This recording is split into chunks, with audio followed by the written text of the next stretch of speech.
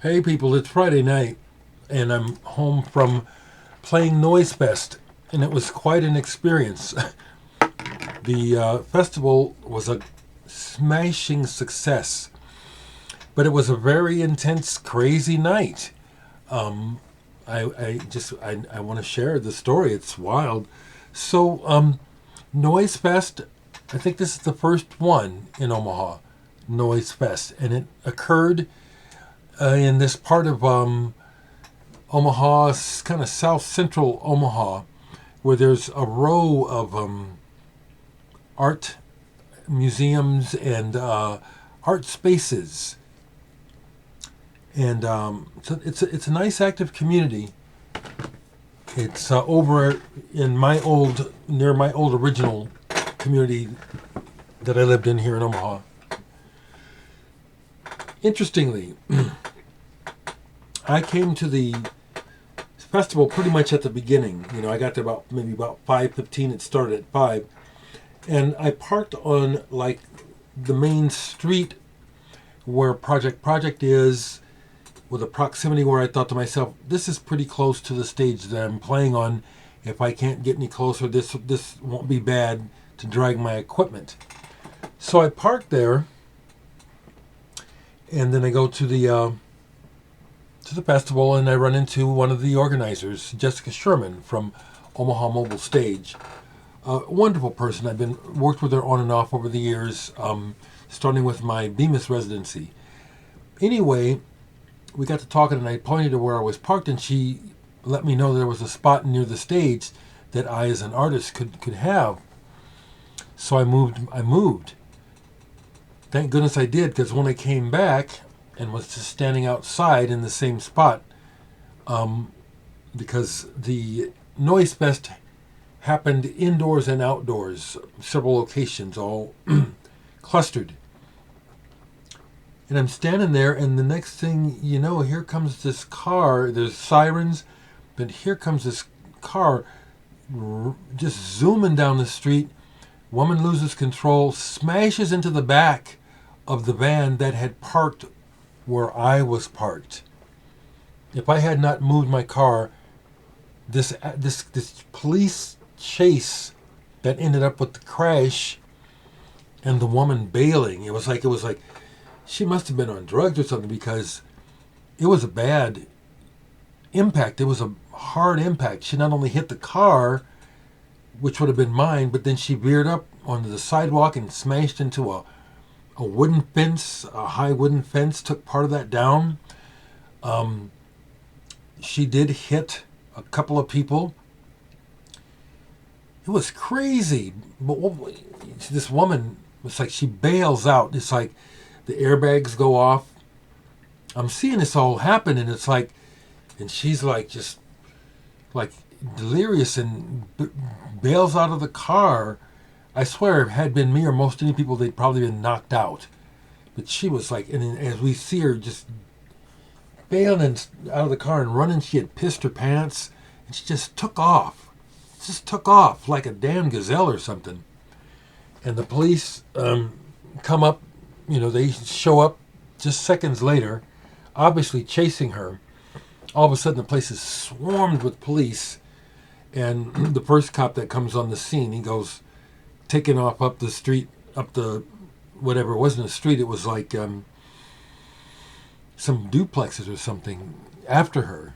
It was wild. What's interesting is that the chaos of that seemed fitting that it happened right next to Noisefest. There was a pause in the action of the Noisefest because of the accident. Everyone was drawn outside. It was chaos. And then it continued on. What a night. The festival itself was a complete success. A wide variety of people doing things. I was very pleased. My set with Aaron, there's clips on Instagram, and I was able to, did I post one? I think I was able to share one to my Facebook. It came off well, and I actually played an actual piece of music besides the noise pieces that Aaron and I prepared. I played one of my new compositions.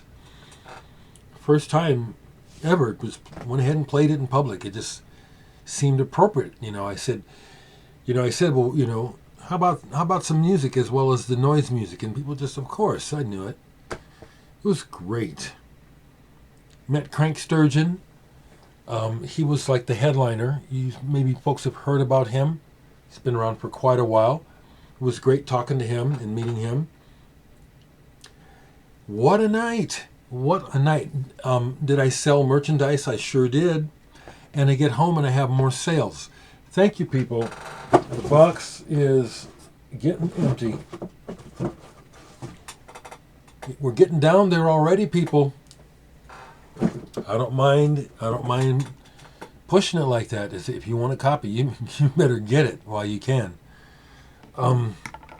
So happy with my performance with Aaron. It was almost seamless, and we only did a run through last night,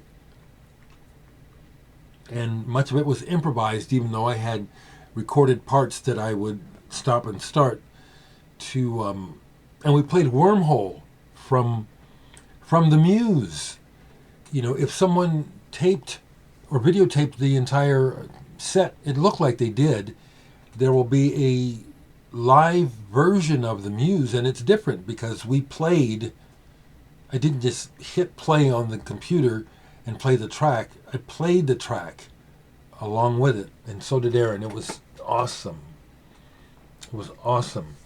I also have some records to show you because, of course, Friday is New Release Friday, and Homer's got not a new release, but they got some restock in, and they did get something from Record Store Day that I missed. Thought I'd missed it, so I got it. And I'll show that first. It's this thing called London Brew, where a bunch of musicians over in England got together and running on the inspiration of Miles Davis' Bitches Brew. That's a good cover. That is a good cover. That is tight.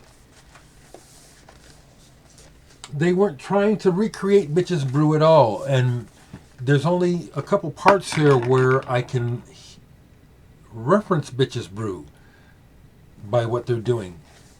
They take the spirit of it and do their own thing, and it works. This is really good. Was really kind of surprised, but happy to see that Raven Bush, Kate Bush's nephew, is on this, along with people like Nubia Garcia and Shabaka Hutchings.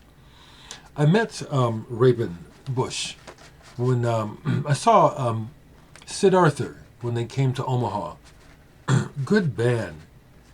I knew about them, and they were playing with Sean Lennon, so I made it a point to meet the band and hang out with them. The meeting went so well that I befriended Raven Bush. Consequently, he got a hold of me months later and say, "Hey, Dereck, we're going to be on tour with Yes, opening for them. And we're playing in Kansas City. If that's anywhere near you, let me know. I'll put you on the guest list." I said, "What?" So I said, "Hell yes, put my ass on the guest list." And I went down and saw Yes as a guest of the opening band, Sid Arthur. Could have gone backstage, but after the show, I hung out with Sid Arthur again, and there was no backstage to go to. When Yes were done, they got on the bus and went to bed. And that's what the fellas told me. They said, this is pretty much how it's been going these guys are old. And Chris Squire, unfortunately, died, not that much later. And I'll just keep it. I saw where he was not doing well physically on stage. He played the show, but anyway, I won't share it. I saw it. He struggled to get through the entire night. But Raven Bush is on this, on violin and keyboards, and it works. People tend to think in compartments. Raven plays prog rock. How can he play jazz? That's so goddamn stupid. He's a real musician, okay? He sounds great on this.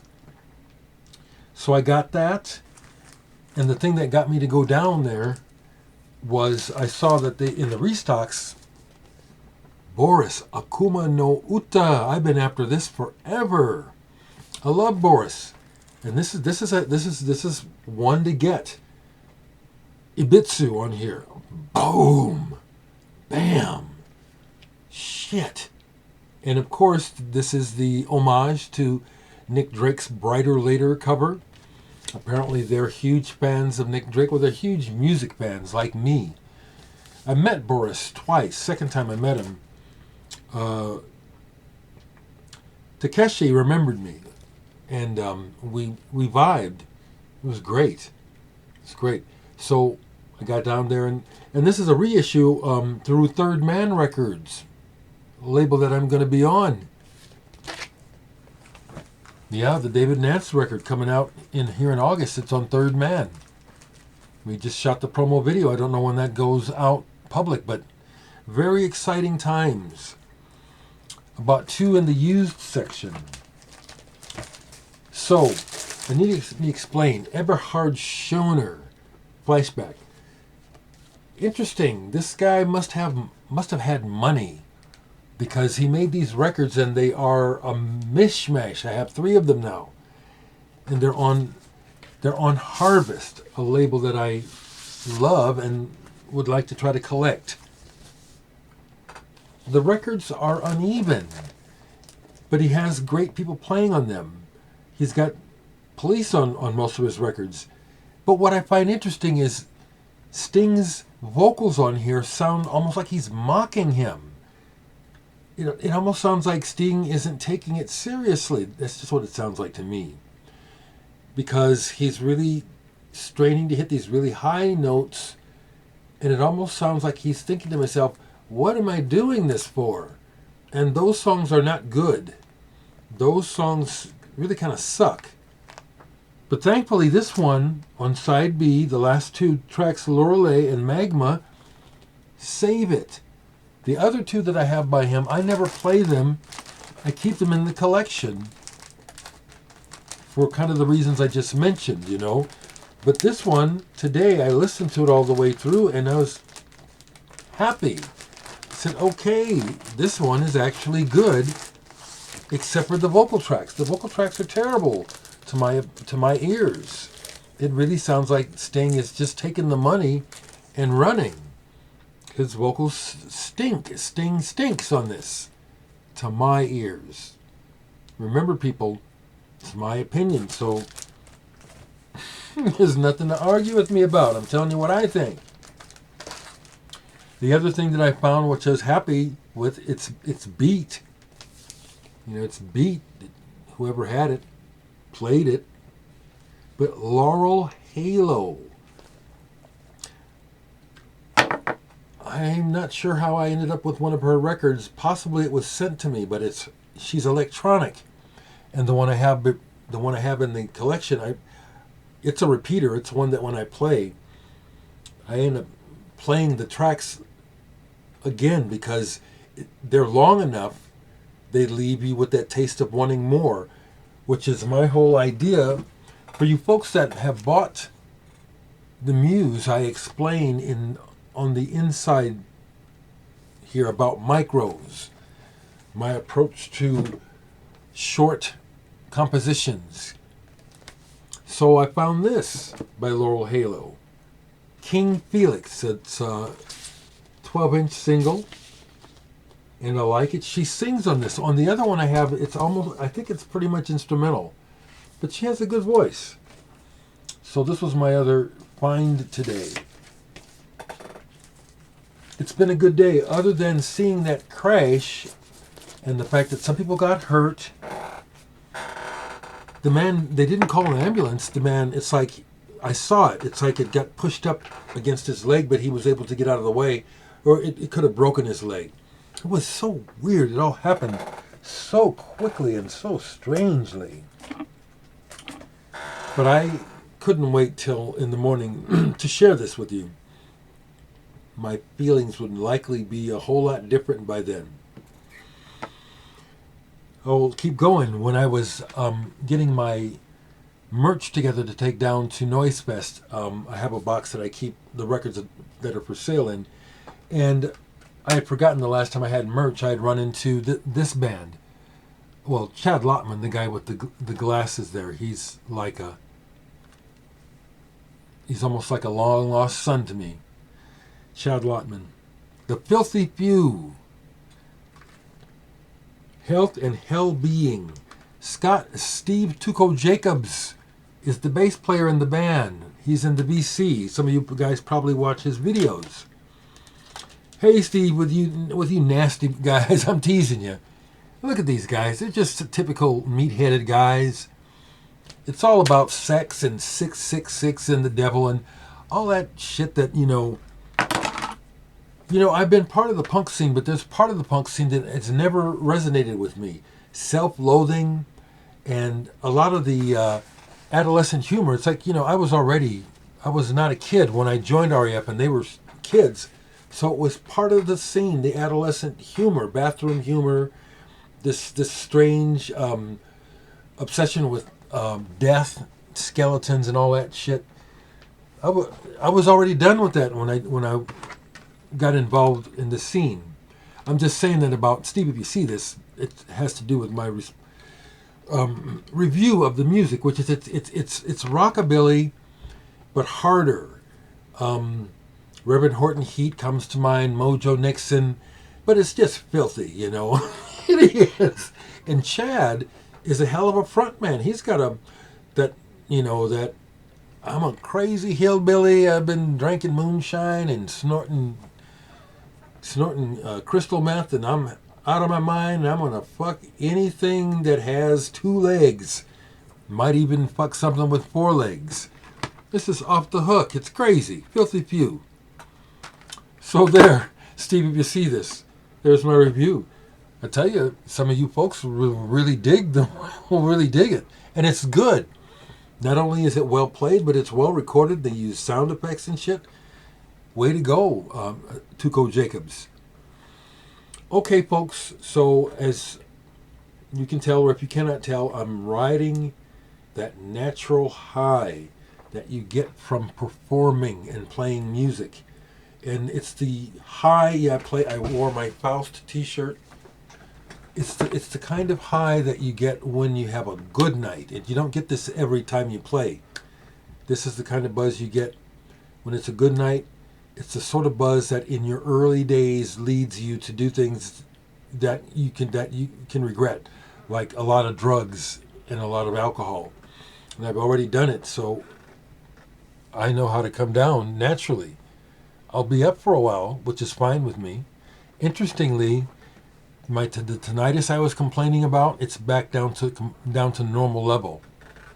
It's down to where, well, if I notice it, I notice it, but it's to where it's been for years, and I'm just used to it. There'll be times in the summertime where I'll forget and I'll say, "Is there some crickets in my house?" Had a really good time. There is a noise scene here now. I'm happy to say I talked to several people, and a lot of the people there were young. Matter of fact, when I spoke at UNO, the University of Nebraska Omaha last year, the instructor who had me for his class was there. He read poetry, and he had a gaggle of his students performing. They had, they're into it. They're into sound. They're into noise. And some of the acts were really rather good. But there were also international acts. There was Saul from Mexico, some folks from Minnesota, Kansas City, Texas. It was really good. And we got paid. I don't know how much, but they got my information. I was quite prepared to do this because part of the advertising of it was that it was some kind of fundraiser. I don't know how it could be a fundraiser.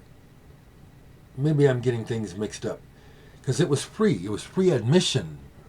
So I was happy. Like I said, to me, once I found out there was a Noisefest happening, I wasn't on the bill originally. I got a hold of them and said, I'm supposed to be a part of this.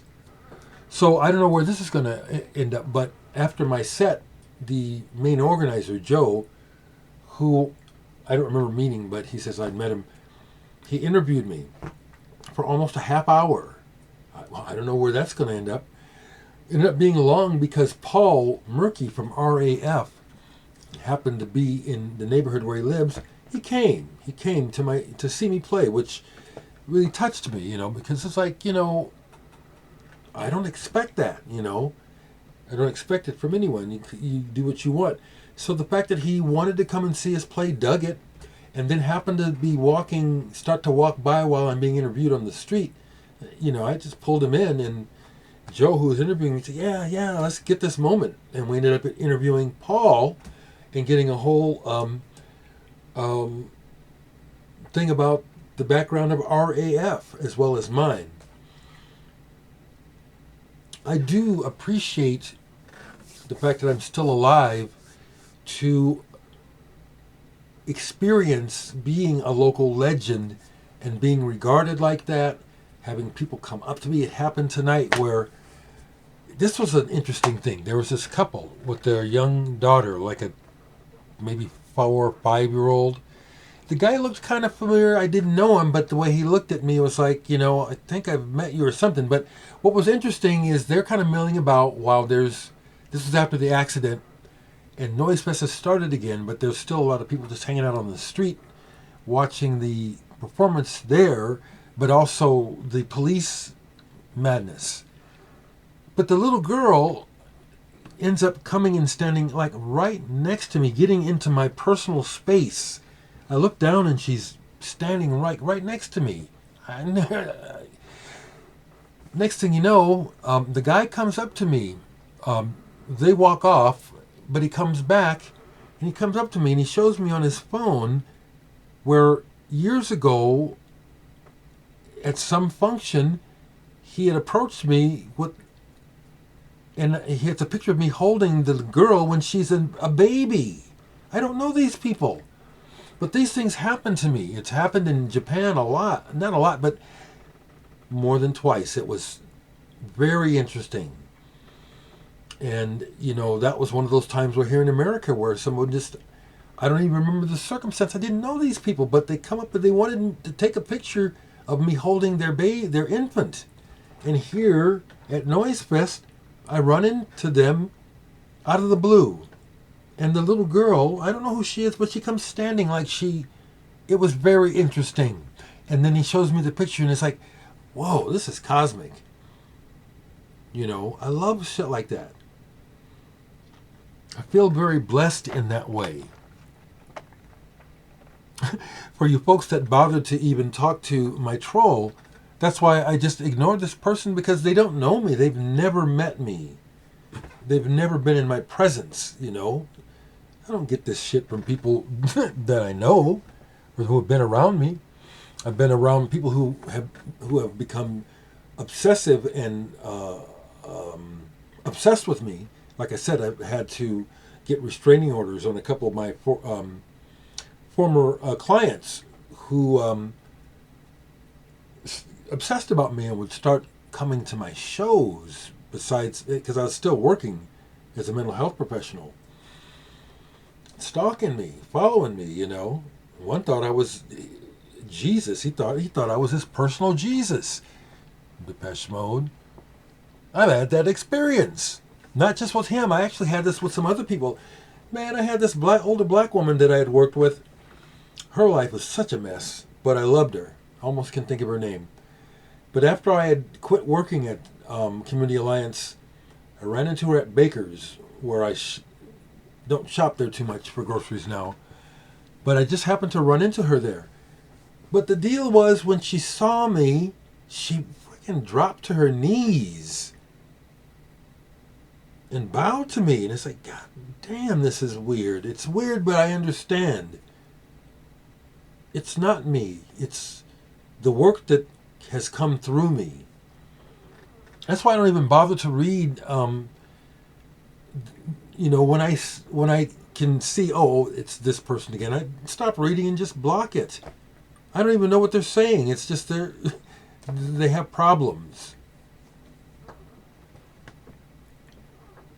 Sounds like they need my help. They need some kind of help. They're getting airtime, so I hope they're happy. And you folks that tried to talk to them, actually, thank you. Thank you for trying to engage this person intelligently. Obviously, they didn't go well, but I know that the person's got problems. But anyway, that relates to the story I was telling about the little girl, and the guy showing me this picture where when she was an infant, he'd asked me to hold her. It's a tender picture. I don't have a copy of the picture. And then the little girl just, not like she knew me, but the radiation, her personal energy radiating onto me, it was noteworthy. It was like, wow, I love that these things happen to me. Okay, I've repeated myself, I'm babbling, but what a wonderful night. What a wonderful night it has been.